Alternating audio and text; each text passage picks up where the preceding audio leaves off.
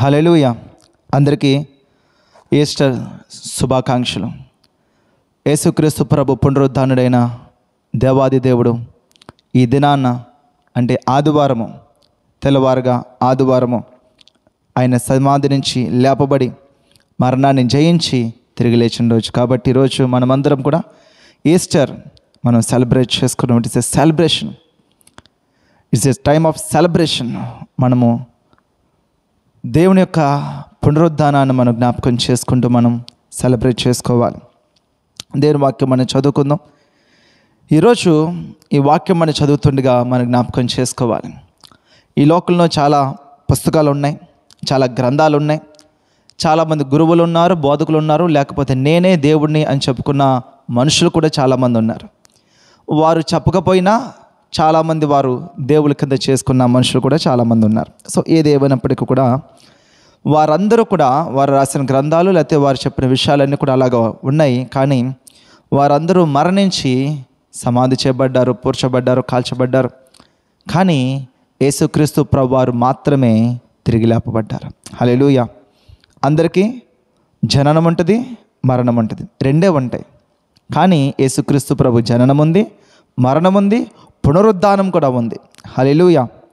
ఈరోజు చాలామంది ఫాలోవర్స్ ఇహలోక సంబంధమైన నాయకులను చేసుకొని, గురువులను చేసుకొని, లేకపోతే గాడ్ కింద వాళ్ళు అనుకుని ఫాలో అవుతున్న ఆ ఫాలోవర్స్ చాలామంది కూడా ఎవరైతే వాళ్ళు ఫాలో అవుతున్నారో వారందరూ సమాధి చేయబడ్డారు. ఒకవేళ ఈ క్రీస్తు కూడా సమాధి చేయబడిన వరకు ఉంటే ఈరోజు విశ్వాసము అనవసరము. ఈ విశ్వాసం లేదు, అర్థం లేదు, మనం క్రైస్తవ్యం కూడా వ్యర్థమే. సో కాబట్టి ఇక్కడ యేసుక్రీస్తు ప్రభుకున్న మరొక ప్రాముఖ్యమైనది ఏంటి? పునరుద్ధానము. ఆయన నేను మృతుడనైతిని కానీ ఇదిగో యుగ యుగములు సజీవుడనే ఉన్నానని సెలవిచ్చాడు ఆయన. హల్లెలూయా, హల్లెలూయా. ఆయన శుక్రవారము సమాధి చేయబడి, శుక్రవారం సాయంత్రము రాత్రిపూట సమాధి చేయబడి, శనివారము ఆదివారము మూడో దినాన తెల్లవారుజామునే మరియు మగ్దలేని మరియు వారు వెళ్ళి చూశారు. కొన్ని వాక్యాలు మనం చదువుకుందాం. చూడండి, మత్తయి రాసిన సువార్త 28వ అధ్యాయము 1 నుంచి కొన్ని వచనాలు మనం చదువుకుందాము. విశ్రాంతి దినము గడిచిపోయిన తర్వాత ఆదివారమున తెల్లవారుచుండగా మగ్దలేని మరియు వేరొక మరియు సమాధిని చూడవచ్చరి. ఇదిగో ప్రభుదూత పరలోకము నుండి దిగివచ్చి రాయి పొర్లించి దాని మీద కూర్చుండెను. అప్పుడు మహాభూకంపము కలిగెను. ఆ దూత స్వరూపము మెరుపు వలె నుండెను. అతని వస్త్రము హిమమంతా తెల్లగా ఉండెను. రైట్. సో ఇక్కడ మనకి చూస్తున్నాము మగ్దలేని మరియు మరియు యేసుక్రీస్తు ప్రభు సమాధిని చూడడానికి వెళ్ళారు. వారు అనుకుంటున్నారు యేసు ప్రభుకి అనేక మార్లు మత్తయి సువార్త 16వ అధ్యాయంలో మనం రాయబడి ఉంటుంది. యేసు ప్రభు సెలవిచ్చారు, మాట్లాడారు ఆయన. ఇదిగో నేను యెరూషలేముకి వెళ్తాను, అక్కడ పాపుల చేతికి నేను అప్పగించబడతాను, వారందరూ నన్ను కొట్టి హింసించి సిలువ వేస్తారు, సిలువ వేసిన తర్వాత పాతిపెట్టబడతాను, మరలా మూడో దినాన్ని నేను తిరిగి లేస్తాను, నేను పునరుద్ధానం అవుతాను. ఆ సమయంలో పేతురు కూడా అక్కడ నిలుచొని మాట్లాడాడు. ఆ 16వ అధ్యాయం మనం చూస్తాము. పేతురు అంటాడు, ప్రభువా ఇది నీకు జరగకూడదు కాక. యేసు ప్రభు పునరుద్ధానం వరకు చెప్తే ఈ మనకి సగం నాలెడ్జ్ కదండి, సగం ఆలోచనలు, ఉద్రేకపూరితమైన భక్తి. దేవుడు ఉద్రేకపూరితమైన భక్తిని చూడ కానీ ఉజ్జీవంతో కూడిన భక్తిని చూస్తున్నాడు, అదే కోరుతున్నాడు. మనం ఉజ్జీవంతో కూడిన భక్తి. ఉద్రేకము ఈరోజు ఉంటుంది, రేపు ఉండదు. ఉద్రేకము నా మాట వింటే ఉంటుంది, నా మాట వినకపోతే ఉండదు. ఉద్రేకము పొగిడితేనే ఉంటుంది, తిడితే ఉండదు. కానీ ఉజ్జీవము వారు తిట్టినా, వాళ్ళని పొగిడినా, లేకపోతే వాళ్ళని వెలివేసినా, త్రోసివేసినా, ఏదైనా పగలైనా రాత్రైనా వారికి కలిగిన ఉజ్జీవము వారిని నడిపిస్తూ ఉంటుంది. హల్లెలూయా. ఇక్కడ పేతురు ఉద్రేకంతో తను మాట్లాడుతున్న, ప్రభా నీకు ఎవరు సిలువ వేయకూడదు, నేను ఉన్నాను అన్నట్టుగా కొన్ని మాటలు అక్కడ మాట్లాడతారు. యేసు ప్రభు చూసి మాట్లాడతారు, సాతానా వెనుకకు పొమ్ము, నువ్వు దేవుడి సంగతి నువ్వు తలంచుకున్నావు అంటాడు. సో యేసు ప్రభు అక్కడ సెలవిచ్చారు క్లియర్గా. ఆయన హింసని, లేకపోతే ఆయన సిలువ మరణాన్ని, లేకపోతే పాపులు వారిని అదంతగా మా క్రూరంగా సిలువ వేశారో దానిని, ఆయన మరణాన్ని, సమాధిని, అన్నీ ప్రవచనాలు ఉన్నాయి. యేసు ప్రభు తిరిగి లేపబడతారు, ఆయన తిరిగి లేస్తారని ప్రవచనాలు ఉన్నాయి. సో కాబట్టి పేతురు వాటిని జ్ఞాపకం లేకపోతే వాటిని గ్రహించలేకపోయాడు. సో కాబట్టి యేసు ప్రభు అనేక మార్లు వారికి పునరుద్ధానం గురించి చెప్పినప్పటికీ కూడా వారు దాని మీద గ్రహింపు లేకుండా, లేకపోతే జ్ఞాపకం లేకుండా, లేకపోతే దాన్ని ధ్యానించలేకుండా వారు ఉన్నారు. కాబట్టి యేసు ప్రభు సమాధి దగ్గరికి వెళ్ళారు. వారు ఎందుకు వెళ్ళారు? వాళ్ళు కొన్ని సుగంధ ద్రవ్యాలు పట్టుకుని వెళ్ళారంట. చూద్దాం, లూకా రాసిన సువార్త 24వ అధ్యాయము 1 నుంచి. ఆదివారంన తెల్లవారుచుండగా, చూసారా, ఆదివారం తెల్లవారుజామున ఆ స్త్రీలు, అంటే మనం ఇందా చదువుకున్నాం, మరియయు వేరొక మరియయు, మగ్దలేని మరి మనం చదువుకున్నాం కదా, తాము సిద్ధపరిచిన సుగంధ ద్రవ్యములను తీసుకొని సమాధి యొద్దకు వచ్చి సమాధి ముందర ఉండిన రాయి దొల్లింపబడుట చూచి లోపలికి వెళ్ళిరు, కానీ ప్రభువైన యేసు దేహము వారికి కనబడలేదు. ఇందును గూర్చి వారికి ఏమీ తోచగా ఉండగా ప్రకాశమానమైన వస్త్రమును ధరించిన 2 మనుషులు వారి యొద్ద నిలవబడిరి. కాబట్టి ఇక్కడ మాట్లాడుతున్నారు. సో వాళ్ళు సుగంధ ద్రవ్యాలు దేనికి పట్టుకెళ్ళారు? హల్లెలూయా. ఆయన తిరిగి లేపబడితే సుగంధ ద్రవ్యాలు ఎందుకు ఆ సొంటి సుగంధ ద్రవ్యాలు ఎందుకు తీసుకెళ్లారు? యేసు ప్రభు సమాధి అక్కడే ఉంది. యేసు ప్రభు ఆ బాడీ, శరీరం కూడా అక్కడే ఉంది. కుళ్ళిపోద్దేమో అని వారు ఏం చేశారంటే ఆ యొక్క కుళ్ళు వాసన రాకుండా కొన్ని సుగంధ ద్రవ్యాలు చల్లుదామని వెళ్ళారు. వారి ఆలోచన ఏంటి? యేసు ప్రభు చనిపోయాడు, ఇంకా యేసు ప్రభు యొక్క స్టోరీ ముగించబడింది, ఇంకా యేసు ప్రభు అనే వ్యక్తి ఇంకా లేడు అన్నట్టుగా వారు మనసులో నిర్ణయం చేసుకున్నారు. అయిపోయింది అనుకుంటున్నారు. దేవుని రక్షణ సువార్త అది అవ్వదండి. హల్లెలూయా. అది అంతం వరకు నడిపించబడుతుంది. అది ముగించబడేది కాదు.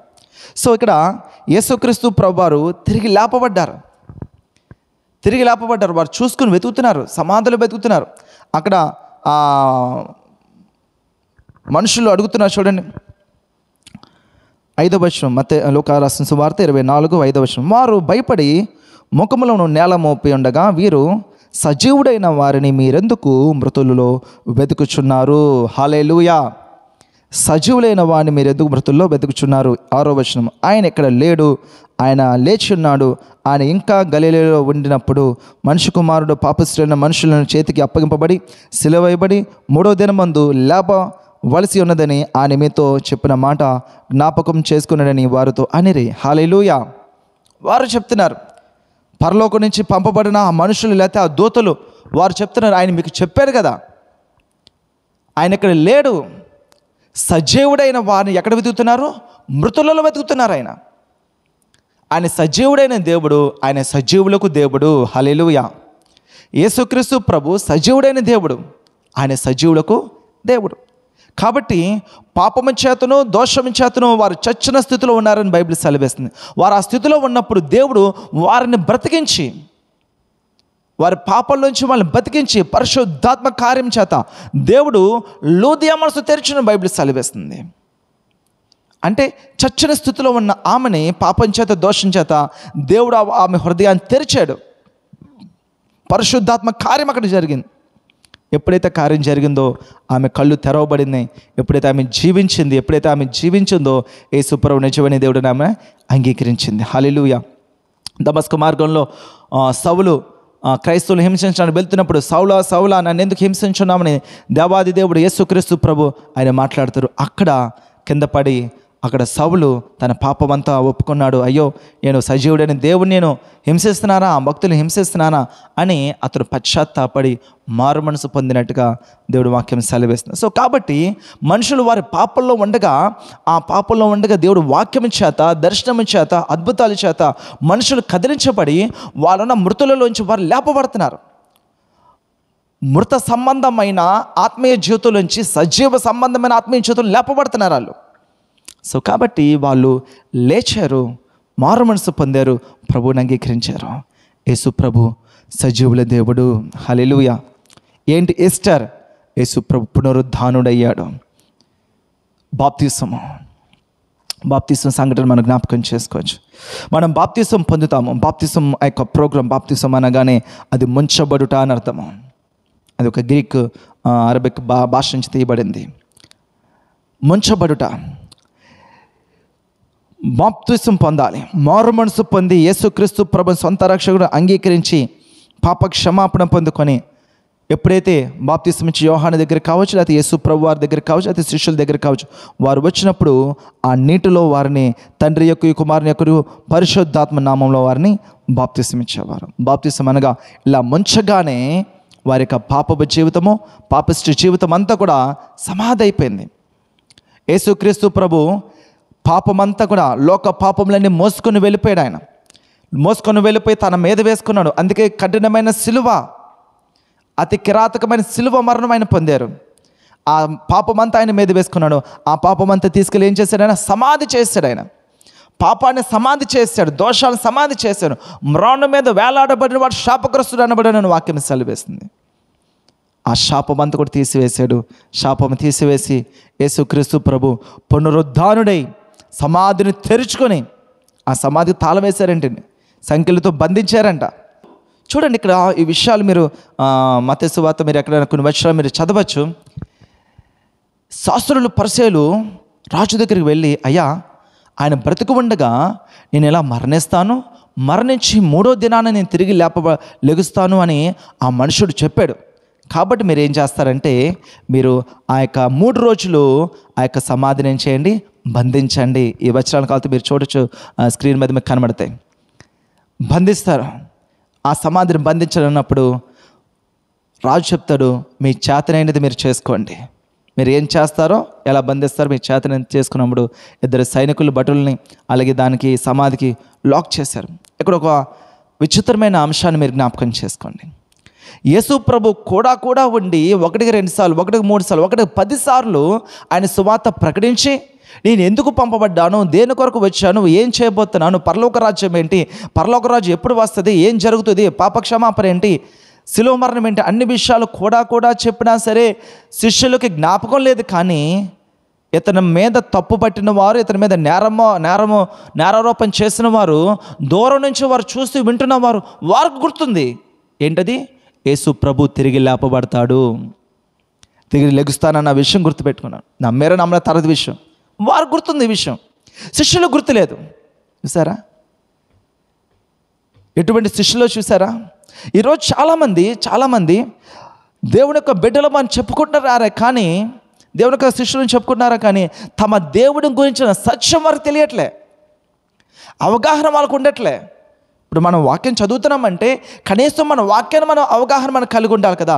యేసు ప్రభు గురించిన అవగాహన మనకు కలిగి ఉండాలి. సృష్టికర్తని అవగాహన మనకు కలిగి ఉండాలి. దేవుడు అన్న మాటకి సరైన సరితూకగలిగిన వ్యక్తి, లేదా సరితూకగలిగిన అంశాలు లేదా క్వాలిటీస్ ఏంటో మనకు తెలిసి ఉండాలి. కనీసం మన ధర్మం లేదా మన యొక్క వాక్యము, మనకు సత్యం మనం తెలియకపోతే ఇంకెందుకండి? శిష్యులు జ్ఞాపకం లేదు. మరియా మగ్దలేని వారు కూడా ఉన్నారు, వారు కూడా విన్నారేమో, చాలా విషయాలు చాలా కూడా వినే ఉంటారు. వారు కూడా జ్ఞాపకం లేదు. సుగంధ ద్రవ్యాలు పట్టుకుని వెళ్ళారు. ఈరోజు మందిరానికి వస్తున్నారు మీరు, ప్రతి వారము ఆదివారం మందిరానికి వస్తున్నారు. వాక్యం ఎలా వింటున్నారు మీరు?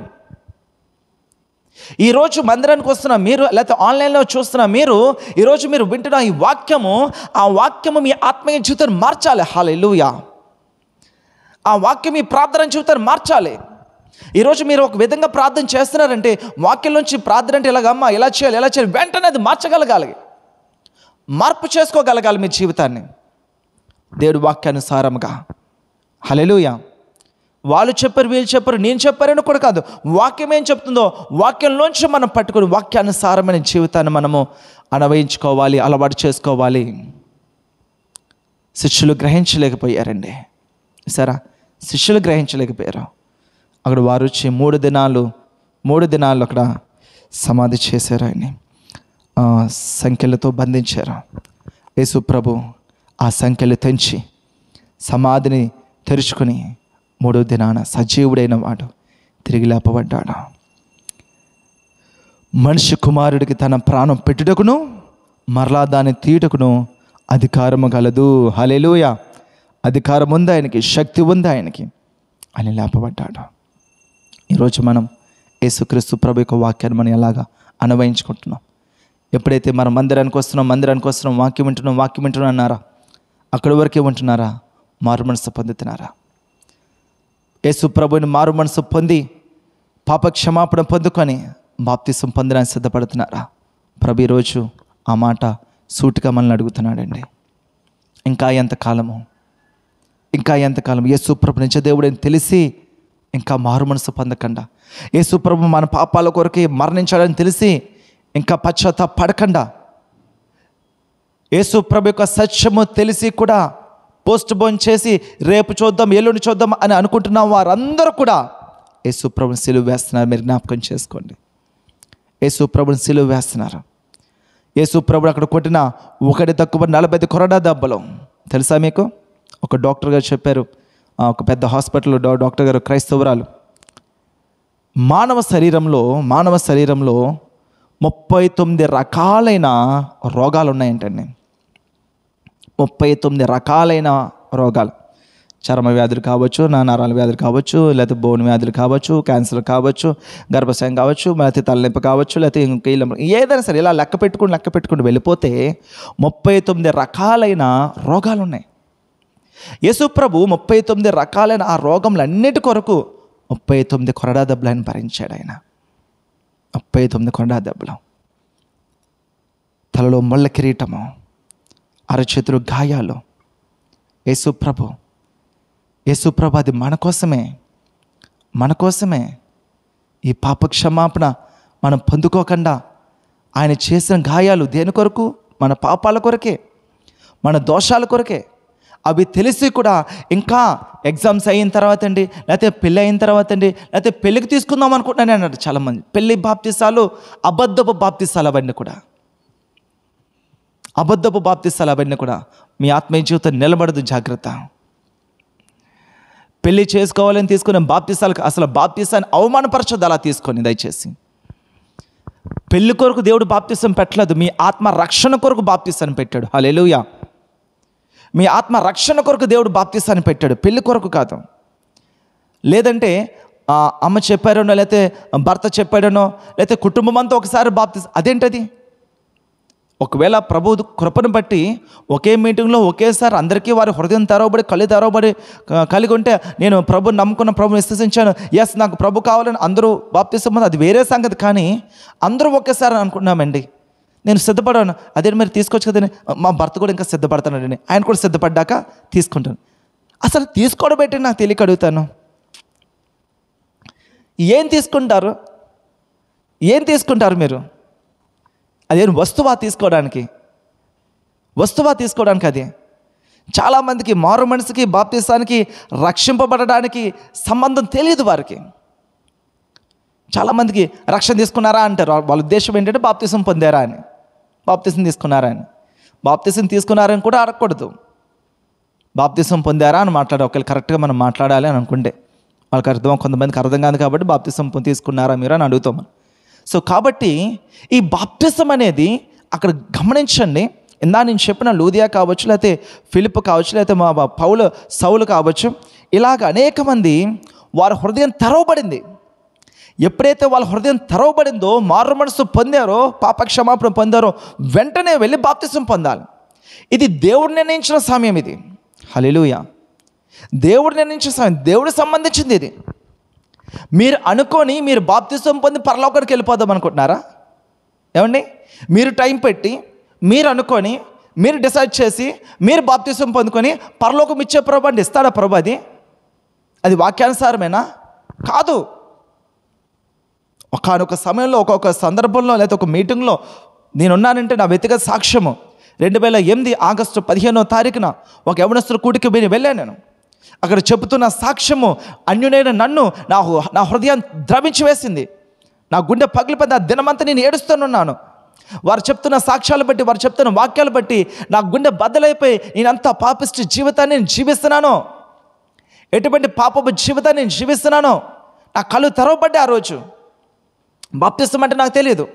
ఎంతమంది ప్రభుని అంగీకరించి చేతులెత్తానంటే ఎత్తేసాను చేతిని, తెలియదు నాకు ఆ విషయం. ఎంతమంది బాప్తిసం పొందారు? ఎస్, నేను బాప్తిసం పొందుతాను, అదేంటో నాకు తెలియదు. కానీ యేసు ప్రభు నా హృదయంలో కార్యం చేశాడు. నా మనసులో ఆయన కార్యం చేయడాన్ని బట్టి నేను ప్రభు సన్నిధిలో అక్కడ కూర్చున్నాను. ఆ రోజే తీర్మానం చేసుకున్నాను. నేను తర్వాత మందిరానికి వచ్చి వాక్యం చదివిన తర్వాత అప్పుడు అర్థమైంది, నేను పొందుకునేది మారు మనసు, పాప క్షమాపణ, దాని తర్వాత బాప్తిసం అంటే ఇది అన్న విషయము తర్వాత నాకు అర్థమైంది, తెలిసింది నాకు. ఆ రోజు ఆ మీటింగ్లో నా హృదయం తెరవబడింది, నా మనసు తెరవబడింది, నా కళ్ళు తెరవబడ్డాయి. యేసు ప్రభు నిజ దేవుడు అన్న విషయము నేను పసిగట్టగలిగాను దేవుడు చేసిన కార్యమును బట్టి. 5 సంవత్సరాలండి, 5 సంవత్సరాలు అనేక మంది నా వెనక తిరిగారు. యేసు ప్రభు కొరకు చెబుతూ, సాక్ష్యాలు చెబుతూ, నా కోసం ప్రార్థనలు చేస్తూ, కన్నీటి ప్రార్థనలు చేస్తూ మా ఇంట్లో ప్రార్థనలు పెడుతుండేవారు. ప్రేయర్ జరుగుతుండే, బయట హాల్లో ప్రేయర్ జరుగుతుంది, లోపలికి వెళ్ళి కూర్చునేవాడిని. ఇంటికి వచ్చిన ప్రార్థన జరుగుతుంది, ప్రార్థనలు కూడా కూర్చునేవాడిని కాదు. అయితే బయటకు వెళ్ళిపోయేవాడిని, లేకపోతే లోపల టీవీ పెట్టుకుని లోపల కూర్చునేవాడిని, అక్కడ కూర్చోలేకపోయేవాడిని. ఎందుకంటే పరిశుద్ధులు వచ్చినప్పుడు, ప్రార్థన చేస్తూ వచ్చినప్పుడు ఆ పాపస్య జీవితం, పాపపు జీవితాన్ని అపవాది దాచేస్తుండేవాడు. 5 సంవత్సరాలండి. ఆ మీటింగ్ వెళ్ళినప్పుడు దేవుడు నా హృదయం తెరిచాడు. వెంటనే నేను బాప్తిసం పొందాలని ఆ కార్యక్రమం అయిపోయి, ఆ మీటింగ్స్ అయిపోయిన తర్వాత, రిట్రీట్స్ అయిపోయాక నేను మందిరానికి వెళ్ళాను, సిద్ధపడ్డాను. మరొక ఆలోచన, నేను సిద్ధపడ్డాను, ఇలాగా బాప్తిసం తీసుకుంటానని. కొంతమంది ప్రార్థనలు చేస్తూ ఉండే స్త్రీలు మా ఇంటికి వస్తుండేవారు. వారికి కొంతమందికి ఇలా చెప్తే, కొంతమందికి ఇదిగో రేపు పొద్దున మా బాబు బాప్తిసం పొందిరాడండి, ప్రార్థన చేయనంటే వారు అన్నారు, అయ్యో అప్పుడే బాప్తిసం పొందకూడదు, ఏం తెలుసు మీ అబ్బాయికి, ఇంకా బాగా ప్రార్థన చేసుకోమనండి, బాగా వాక్యం చదవమనండి, ఆవిడ బాప్తిసం పొందండి. ఏంటి బాగా, నాకు అర్థం కాలే. నేను అనుకున్నాను, ఈరోజు చాలామంది అటువంటి సత్యం తెలియక ఇంకా పాపంలోనే ఉండిపోతున్నారు. మారు మనసు బాప్తిసం అనేది ఒక పెద్ద కొండ కింద చూపిస్తున్నారు, వాళ్ళు భయపడేస్తున్నారు. యేసు ప్రభు అంటే నా సిలువ తేలిక, నా కాడి తేలిక, అది సులువు, నన్ను ఫాలో అయితే అది ఈజీ, నా మాట వింటే ఈజీ అని ఆయన చెప్తుంటే బైబిల్ సెలవిస్తుంది. వారు మొయ్యలేని భారాన్ని వాళ్ళ మీద మోపేసి ఏదో పెద్ద కొండ కింద వాళ్ళు ఏదో పెద్ద పరిశుద్ధులు ఎక్కడి నుంచి వచ్చినట్టుగా, మీరు వేస్ట్ అన్నట్టుగా చూపించి, ఓహో దానికి ఇంకా మనము సిద్ధపడాలి, దానికి ఇంకా నా జీవితంలో మార్పు రావాలి. మార్పు చెంది క్రీస్తు దగ్గర రావడం అనవసరము, అది జరగదు. క్రీస్తు దగ్గరికి వస్తేనే మార్పు కలుగుతుంది. హల్లెలూయా. పరిశుద్ధుని చూస్తేనే, పరిశుద్ధితో మాట్లాడితేనే, పరిశుద్ధిలో ప్రార్థన చేస్తేనే పరిశుద్ధత అనేది వస్తుంది. ప్రార్థన చేసే వాళ్ళకి వస్తేనే ప్రార్థన వస్తుంది. అవన్నీ సరి చేసుకోగలిగే శక్తి నీకుంటే ఇంకా ప్రభు కూడా అవసరం లేదు. నేను చెప్తాను ఇక్కడ, ప్రభు కూడా అవసరం లేదు మీకు. సత్యమును తెలుసుకోండి. యేసు ప్రభు పునరుద్ధాన కార్యము, ఆయన తిరిగి లేపబడి, ఆయన యందు విశ్వాసం ఉంచి మనమందరం కూడా తిరిగి లేపబడాలి. ఆయన ఈ సృష్టి, భూమి, ఆకాశం సమస్తము కలగచేశాడు, మన కొరకే కలగచేశాడు ఆయన. కానీ ఆయనకు వ్యతిరేకంగా మాట్లాడి, వ్యతిరేకమైన క్రియలు చేసి పాపాన్ని తీసుకుని వచ్చాం. ఆ పాప క్షమాపణ యేసు ప్రభు మనకిచ్చాడు. ఈరోజు మన విశ్వాసంతో మన విశ్వాసాన్ని కాపాడుకోగలిగితే ప్రభు మరలా రాబోతున్నాడు. ఈ పాపిష్టి లోకం దేవుడు ఉంచడు, నాశనానికి వెళ్ళిపోతుంది. మీకు తెలుసో లేదో, భూమిలో ఇంకా సారం లేదు, సముద్రాలు పెరిగిపోతున్నాయి, నదులు పెరిగిపోతున్నాయి, వరదలు పెరిగిపోతున్నాయి. వరదలు వచ్చాయండి, ఎక్కడో ఎవరికో వచ్చాయి అనుకుంటాం, సర్వసాధారణమైపోయినాయి. భూకంపం వచ్చింది, ఎక్కడో భూకంపం వచ్చిందని అందరూ చెప్పుకున్నా, భూకంపం సర్వసాధారణమైపోయినాయి. పంచభూతాలు కూడా లయమైపోతున్నాయి. పద్ధతి లేదు, విధానాలు లేవు, క్రమం లేదు. ఎందుకంటే మనిషికి ఇచ్చిన ఈ యొక్క భూమిని మనిషి పాడు చేశాడు, పాపాన్ని ఏలుబడి చేస్తున్నాడు. ఎక్కడైతే పాపం ఏలుబడి చేస్తుందో నాశనము, దొంగతనము, హత్య, నాశనం చేయడానికి వస్తాడు. కాబట్టి ఈ భూమి మీద మనం ఎంతో కాలం మనం ఉండవు. ఈ వాక్యం నా ప్రియ సహోదరుడు, ఆ సహోదరి, ఈ వాక్యము నీ కోసమే, ఈ మాట నీ కోసమే. ఈ వాక్యం వింటున్న, ఆన్లైన్లో వాక్యం చూస్తున్న సహోదరుడు, ఆ సహోదరి, ఈరోజు యేసు వైపు మనం చూద్దామా? ఆయన మాట మనం పట్టుకుందామా? ఆయన జీవితము, మనము పునరుద్ధానుడైన దేవుణ్ణి మనం చూడగలుగుతున్నామా? యేసు ప్రభు సెలవిస్తున్నాడా, నేను మృతుడైతేనే కానీ యుగ యుగములు సజీవుడై ఉన్నాను. ఆయన తిరిగి లేపబడిన తర్వాత 40 దినాలు ఆయన భూమి మీద నడిచాడు. 40 దినాలు తిరిగి ఆయన దాదాపు 500 మందికి పైగా ఆయన కనిపించాడు, తను కనపరుచుకున్నాడు. నేను మృతుడనేది కానీ ఇదిగో యుగ యుగములు సజీవుడిగా ఉన్నాను, నేను బ్రతికి ఉన్నాను అన్నాడు. ఈరోజు మీరు కొంతమంది నమ్మలేదు, మీరు నమ్మట్లేదు కదా, మీకులాగే ఒక వ్యక్తి కూడా నమ్మలేదు. బైబిల్ గ్రంథంలో శిష్యుడైన తోమా, ఆయన ద్వారము మోయబడి, తలుపులు మోయబడి ఉండగా యేసు ప్రభు లోపల ప్రత్యక్షమయ్యాడు. శిష్యులందరూ చూశారు, మరి బాబు అక్కడ ఆ సమయంలో ఎక్కడికి వెళ్ళాడో మరి తోమా గారు. అందరూ చూస్తారు, అందరూ చెప్తున్నారు. మగ్దలేనే మరియ చెప్తుంది, మార్తా చెప్తుంది, మరొకరు చెప్తున్నారు, అనేక మంది శిష్యులు 11 మంది చెప్తున్నారు, ఆయన గాయంలో వేలు పెడితే కానీ నేను నమ్మను. చూసారా ఎంత స్ట్రాంగ్ ఉన్నాడు, చూసారా అబద్ధం విషయంలో ఎంత స్ట్రాంగ్ ఉన్నాడు చూసారా. నిజం విషయంలో, సత్యం విషయంలో మనం స్ట్రాంగ్గా ఉండాలి, కానీ అతను అబద్ధం విషయంలో ఆ విషయం యేసుప్రభు వచ్చాడు అని తిరిగి లేచాడు అన్న విషయం చెప్పగానే యేసుప్రభు వారు బోధించిన బోధన గుర్తు రావాలి కదా. నేను సమాధి చేయబడతాను, మరలా లేపబడతాను అన్న విషయం తను తెలుసుకోగలగాలి కదా. తెలుసుకోలేదు. జాగ్రత్త. మరలా అతని యొక్క అపనమ్మిక చొప్పున మరొక సందర్భంలో తోమా ఉండగా యేసుప్రభు వారు మరలా కనిపించారు. తోమా దా, వేలు పెట్టి చూస్తారనో కదా, గాయాలు మానిపోయి అనుకుంటున్నాను, మళ్ళా వేలు పెట్టి కెలుకు. ఈరోజు మనం కూడా కొంతమంది అంటారండి, నువ్వు ఈ ఎగ్జామ్ పాస్ అయిపోతే నేను బాప్తిసం పొందేస్తాను, హల్లెలూయా, నాకు ఉద్యోగం వస్తే నేను బాప్తిసం పొందేస్తాను. ఎవరికి అసలు ఏం చెప్తున్నారు వాళ్ళు అంటే, ఇప్పుడు మీరు బాప్తిసం పొందేస్తారని ప్రభు ఎగిరి గంతేసి ఇప్పుడు మీకు ఉద్యోగం చేయాలన్న.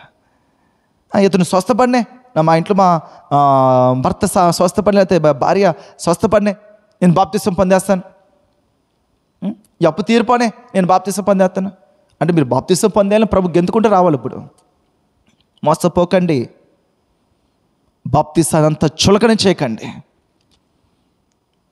మీరు వస్తే ఎంత, రాకపోతే ఎంత. యేసు ప్రభు ప్రేమ పక్కన పెడితే, ఆయన జాలి, కృప, కనికరము పక్కన పెడితే ఈరోజు నీ జీవితం ఎంత, నా జీవితం ఎంత. ఆయన ప్రేమిస్తున్నాడు కదా, అవకాశం ఇస్తున్నాడు కదని మనకి ఇష్టానుసారంగా మాట్లాడడానికి లేదు. పాప క్షమాపణ, మన హృదయం కదిలించబడి కన్నీటితో ప్రభు సన్నిధికి వచ్చి, ప్రభా పాపరే నన్ను క్షమించు అని బ్రతిమాలితే, ప్రార్థన చేస్తే ఆయన క్షమించి హక్కుని చేర్చుకునే దేవుడు ఆయన. కాబట్టి ఈ కార్యం జరిగితే, ఆ కార్యం జరిగితే నేను వచ్చేస్తాను, చేసేస్తానని అన్న, దయచేసి ఆ మాటలు మాట్లాడకండి. యేసు ప్రభు సజీవుడు. ఆయన సజీవుడు అనడానికి కారణము, ఈరోజు నేను సజీవంగా ఉన్నాను.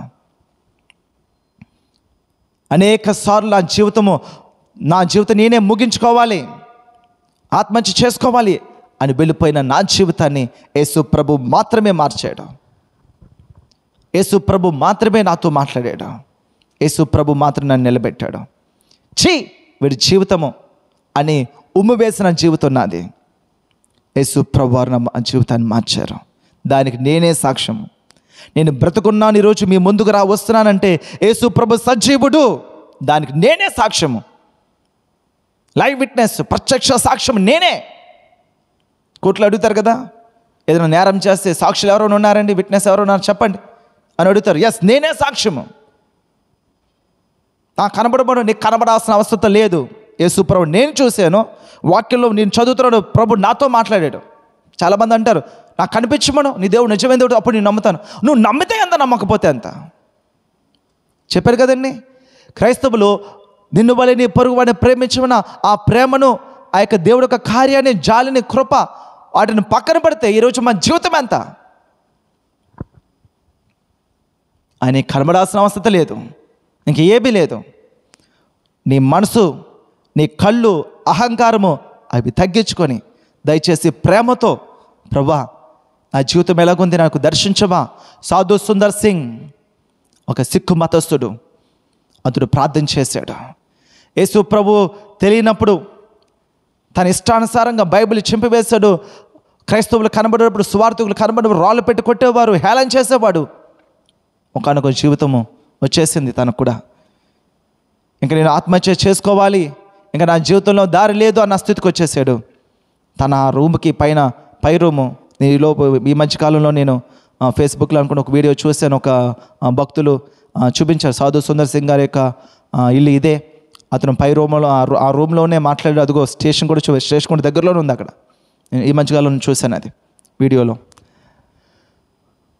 ఉదయం 4 గంటలకి పలానా ట్రైన్ వస్తుంది, ఆ ట్రైన్ కింద పడిపోయి నేను చచ్చిపోతాను అని తనకు తెలిసిన దేవుళ్ళ ఫోటోలన్నీ పెట్టారు. చివర యేసు ప్రభు యొక్క సిలువ, యేసు ప్రభు ఫోటో పెట్టారు అక్కడ. అందరికీ మొక్కాడంట, అందరికీ మొక్కాడు. చివరికి యేసు ప్రభు దగ్గరికి వచ్చాక మనసు రావట్లే. ఎందుకంటే అందరికీ అన్ని విధాలుగా ఉంటే యేసు ప్రభుని మరి తన ఇష్టానుసారంగా తిట్టాడు కదా. ప్రభా ఇంకా మనసు లేక ఇంకా చచ్చిపోతారు, ఇంకా చచ్చిపోయేవాడికి ఇంకేముంది, ఇంకా అహంకారం పొగరు ఇంకెందుకు, ఇంకా అదెంతనే అని ఆయన దగ్గరికి వెళ్ళి ప్రార్థన చేశాను. ప్రభా ఇంతవరకు నేను ఎంతో దూషించాను, మీ భక్తుల్ని అయితే నేను బిడ్డలు ఎంతోమంది నేను చీకొట్టాను, ఉమ్మవేశాను, బైబిల్ చింపివేశాను, కాల్చివేశాను. ఇదిగో నా జీవితం ఇంక అంతమైపోతుంది. ఒక లీవే నిచ్చిపడిన దేవుడు అయితే ఆ జీవితాన్ని కాపాడు. నేను బ్రతమాలుతున్నాను, ఆ జీవితం కాపాడవా ప్రభా. జీవితాంతం నీకు రుణపడి ఉంటాను, జీవితాంతం నీ సేవ చేస్తాను ప్రభా. ఆ జీవితాన్ని మార్చవా అని విరిగి నలిగిన హృదయంతో సాధు సుందర్ సింగ్ అక్కడ కన్నీరు ప్రార్థన చేశాడు. విత్ ఇన్ సెకండ్స్లో ప్రభు గొప్ప వెలుగుతో ఆ గదిలో ప్రభు దర్శించాడు. హల్లెలూయా. యేసు ప్రభు దర్శించాడు. సాధు సుందర్ సింగ్ అప్పటి నుంచి యేసు ప్రభుని పట్టుకున్నాడు. అలాగా విరిగి నలిగిన హృదయముతో ఒకవేళ నువ్వు అడగగలిగితే, మనస్ఫూర్తిగా హృదయపూర్వకంగా అడగగలిగితే ప్రభు నిన్ను కూడా దర్శిస్తాడు. అంతేకాని కనబడు, చెయ్యి, ఈ పని చేయి, ఈ కార్యం చేయి, ఈ అద్భుతం చేయి, దాని కొరకు కాదు. యేసు ప్రభు మరణాన్ని జయించి తిరిగి లేచింది. మీ ఇంట్లో అప్పులు తీర్చడానికి కాదు యేసు ప్రభు మరణించింది. మీ కూతురికి పెళ్ళిళ్ళు చేయడానికి కాదు యేసు ప్రభు పునరుద్ధానుడయ్యింది. మరి అర్థం చేసుకోండి. మీకు ఉద్యోగాలు ఇవ్వడానికి కాదు. అలాగని మనకున్న ప్రతి అవస్థలో దేవుడు మనకు కార్యం చేస్తారు, లేపబడతారు. కానీ యేసు ప్రభు శిలువ మరణము, పునరుద్ధానము దాని కొరకు కాదు. ఎవరైతే మారు మనసు పొంది బాప్తిసం పొందుతారో వారందరూ పునరుద్ధానులు అయ్యారు. వారు ఎప్పుడైతే మారు మనసు పొంది బాప్తిసం పొందుతారో పరలోక గ్రంథంలో, జీవ గ్రంథంలో వాళ్ళ పేరు లెక్కించబడుతుంది. పరలోక జీవ గ్రంథం అనేది ఒక గ్రంథం ఉంది. దాని మీద తమ పేరు రాయబడిన వారు మాత్రమే పరలోకానికి వెళ్తారు, వారు మాత్రమే రక్షించబడతారు. ఈరోజు ఈ మాటలు పెట్టిన ప్రియ సహోదరుడి సహోదరా, పట్టుకుందామా? ఆయన సజీవుడైన దేవుడు. ఇంకా సమాధులు వెతుకుతున్నారా? సమాధులు వెతకండి. చాలామంది ఆదివారం తెల్లవారుజామున సమాధుల దగ్గరికి వెళ్తుంటారు, సమాధులు శుభ్రపరుస్తుంటారు. వద్దు. ఎవరో నా ఫ్రెండ్ మాట్లాడుతున్నాడు, వాళ్ళ అమ్మమ్మ గారి కోసం అంట, ఎక్కడో ఏదో ఊరిలో చాలా కాలం అయిపోయింది. మేము వచ్చి ఆ ఊరెళ్ళి మా అమ్మమ్మ సమాధి శుభ్రం చేసి సమాధి మీద పూలు వేయడానికి వెళ్తున్నారంట. వాళ్ళు ఒక స్టేట్, 2 స్టేట్లు దాటి వెళ్తున్నారు. వాళ్ళు ఒక నైట్ అంతా జర్నీ చేసి, దేనికో తెలుసా, సమాధి శుభ్రం చేసి సమాధి మీద పూలు వేయడానికి వెళ్తున్నారు వాళ్ళు. ఉపయోగం లేదు. మృతుల్లో వెతకండి. ఒకవేళ ఒక విషయాన్ని చెప్తాను జాగ్రత్త చూడండి. చివరిగా వారు యేసుక్రీస్తు ప్రభువుని విశ్వసించి మారు మనసు పొంది బాప్తిసం పొందితే వాళ్ళ పరలోక రాజ్యంలో ఉన్నారు. పరలోక రాజ్యంలో ఉన్నారు కాబట్టి వాళ్ళ జీవితాన్ని బట్టి వాళ్ళ భక్తిని మీరు నేర్చుకొని మీరు కూడా దాన్ని అన్వయించుకోగలిగితే మీరు కూడా పరలోక రాజ్యంలో ఉంటారు. First point.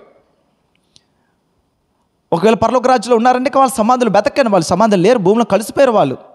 మీరు కొన్న భూమి అక్కడ సమాధి అక్కడ దెబ్బ అయితే ఉంటుందేమో కానీ, బండ అయితే అక్కడ ఉంటుందేమో కానీ ఇంకా ఏమీ లేదు అక్కడ. ఫస్ట్ పాయింట్ అర్థమైందండి. వాళ్ళు పరలోక రాజ్యంలో ఉన్నారు.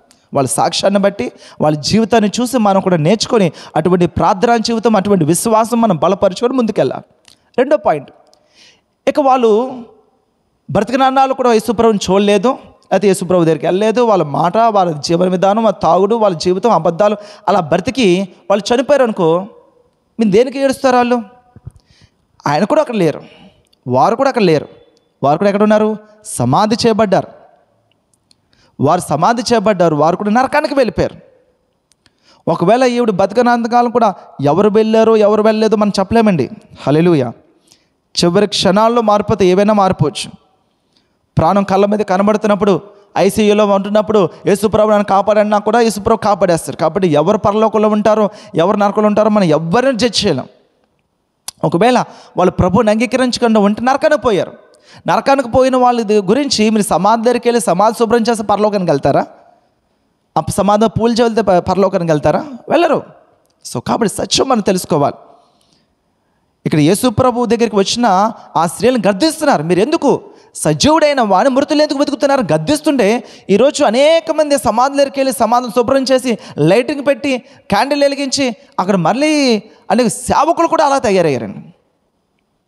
భవిష్యత్తు నేను ఎవరిని కూడా విమర్శించే సాహసం నేను ఎప్పుడు కూడా చేయను. దానికి కూడా అక్కడికి వెళ్తున్నారు. ఎందుకంటే అక్కడ ప్రార్థన చేస్తే అక్కడ మంచి ఆఫరింగ్ టైం అనమాట. అది అక్కడ ప్రార్థన చేస్తారు, మంచి ప్రార్థన చేస్తున్నారు, ఎంత బలంగా ప్రార్థన చేస్తారు, బలమైన నో. దయచేసి ఆ విషయాలు మనం ఎంకరేజ్ చేయొద్దు. మార్పు తీసుకొద్దాం. గొప్ప గొప్ప భక్తులు, మార్టిన్ లూథర్ అనే వ్యక్తి ఆ దేశంలో, ఆ ప్రాంతంలో గొప్ప మార్పు తీసుకొచ్చి ఒకే ఒక్కడు నిలబడ్డాడు. 99 ప్రతిపాదనలు తీసుకొచ్చాడు. 100 మంది పాటిస్తున్నారు కదా అని అబద్ధం నిజము కాదు. 1000 మంది పాటిస్తారు కదా అబద్ధం నిజం కాదు. అబద్ధమే. మన సజీవుడైన దేవుని మనం వెతుకుచున్నాం. ఆ ప్రభుని మనం వెతికే వారికి ఉండాలి. ఈ మాటలు పెట్టిన ప్రియ సహోదరుడా, ఈరోజు ప్రార్థన చేద్దామా? ఆయన పునరుద్ధాన దేవుడు, సజీవుడైన దేవుని మన దగ్గర వెతుకుతున్నాం. మనం సజీవుడైన దేవుని దగ్గరికి మనం వచ్చాం. ఈరోజు కళ్ళు మూసుకుందామా? యేసు ప్రభు తిరిగి లేపబడ్డాడు. నీ కోసమే, నా కోసమే. ఆయన మరలా రాబోతున్నాడు. మనమందరం ఆయన వచ్చినప్పుడు మనం అందరం లేపబడతాం. మనకన్నా ముందుగా విశ్వాసంలో పోరాడి విశ్వాసంతో మృతులైన వారు సమాధులు తెరవబడి మొదట వారు లేపబడతారు. వారితో పాటు ఎవరైతే ప్రభుని పూర్ణ మనసుతో, పూర్ణాత్మతో ఎవరైతే వెంబడిస్తున్నారో, బ్రతుకున్న వారు కూడా మహిమ శరీరము ధరించుకొని అలా ఆరోహణమైపోయి తండ్రిని, పరలోక రాజ్య యేసుక్రీస్తు ప్రభుని మనం ఎదుర్కొంటాం. నూతన యెరూషలేము రాబోతుంది. ఈ పాత భూమి, పాత ఆకాశం గతించిపోతే కొత్త భూమి, కొత్త ఆకాశం రాబోతుంది. అందులో నూతన యెరూషలేమైన మహాపట్టణము. ఆ పట్టణంలో మనమందరూ సంతోషంగా గొర్రెపిల్ల యేసుక్రీస్తు ప్రభు సింహాసనాసీనుడైన దేవుని యొక్క సమక్షంలో ధైర్యంగా, భరోసాగా, హ్యాపీగా, చెమట ఓచాల్సిన అవసరం లేదు, పొలాలు దున్నాల్సిన అవసరం లేదు, ఈర్ష, స్వభావము, అహంకారం ఏవి ఉండవు. మంచితనము, మానవత్వం, ప్రేమ, అనురాగం, ఆప్యాయత, కుటుంబము, ఆ గొప్ప మహాపట్టణంలో మనమందరం కళ్ళు తెరవబోతాం. ఈరోజు ఈ మాటలు వింటున్న ప్రియ సహోదరుడా, సహోదరి, ప్రార్థన చేద్దామా? ఈ ఒక్క ప్రార్థన మనసు పూర్తిగా, హృదయపూర్వకంగా మీరు చేసే ఈ ప్రార్థన మీ జీవితంలో గొప్ప కార్యం తీసుకొని వస్తుంది. ఎస్టర్ విలువను తీసుకుని వస్తుంది. ప్రార్థన. పరిశుద్ధులైన దేవా, నీకు వందనములు, స్తోత్రములు నాన్న. ఈరోజు ఈ ప్రార్థనలో ఏకీభవిస్తున్నా, ఈ లైవ్లో ఏకీభవిస్తున్నా బిడ్డలందరూ కూడా నేను చేతులకు అప్పగిస్తున్నానయ్యా. యేసు నామములో తండ్రి ప్రభా, దేవా ఇంకా మేము సజీవుడైన వాని మృతుల్లో వెతుకుచున్నామా? దేవా జ్ఞానం లేకుండా, ఆలోచన లేకుండా, దేవా ఇహలోక సంబంధమైన మాటలతో పట్టుకొని మేము వెళ్తున్నామా? లేకపోతే ఇదిగో నీ సత్య సువార్త, నేడే రక్షణ దినము, నేడే అనుకూల సమయము, ఈ మరణము నీ కోసమే, నా కోసమే, ఆ సమాధి చేయబడింది నీ కోసమే, నా కోసమే, 3వ దినాన్ని తిరిగి లేపబడింది నీ కోసమే, నా కోసమే. ఆయన లేపబడబోతే మనం కూడా లేవలేము. ఆయన లేచాడు కాబట్టి ఆయన ఎందుకు విశ్వాసం ఉంచేవారు మనం కూడా లేపబడతాం. ఈరోజు మాటలు పెట్టిన ప్రియ సహోదరుడా, ప్రార్థన చేద్దామా? ఇదే సమయము. మనస్ఫూర్తిగా దేవుడి సన్నిధిలో ఈరోజు ప్రార్థన చేయండి. ప్రభు మీ ప్రార్థన వింటున్నాడా? ఎస్, ఇప్పుడే మోకరించండి. ప్రభా, పాపిరే నన్ను క్షమించవా, నేను మారు మనసు పొందుతున్నాను, ఇదిగో నేను బాప్తిసం పొందుతాను ప్రభా, పాపినే నన్ను క్షమించవా అని మీరు ప్రార్థన చేయండి. దేవుడు మీ చేతులు గొప్ప కార్యం చేయబోతున్నాడు. ఈరోజు మీరు ఊహించిన కార్యం చేయబోతున్నాడు. ఎస్, ఊహించిన కార్యము అది మారు మనసు నుంచే, బాప్తిసం నుంచే ఆశీర్వాదం ఆత్మీయంగా ప్రారంభమవుతుంది. కాబట్టి మొదట ప్రభుని అంగీకరించండి, ఆయన నీతిని, రాజ్యాన్ని మొదట బతకండి, మీకు అవసరమన్నీ ఆయన అనుగ్రహిస్తాడు. ప్రభా, ఈరోజు ఎవరైతే అలా తీర్మానం చేసుకుని ప్రార్థనలు ఏకీపిస్తున్నారో వారందరిని, వారి కుటుంబాలని యేసునామములో దీవిస్తున్నామయ్యా. ఈ ఈస్టర్ శుభాకాంక్షలు, దీవెన, ఆశీర్వాదాలు యేసునామములో తండ్రి ప్రభా వారికి, వారి కుటుంబాలకి మెండుగా విడుదల చేస్తున్నామయ్యా.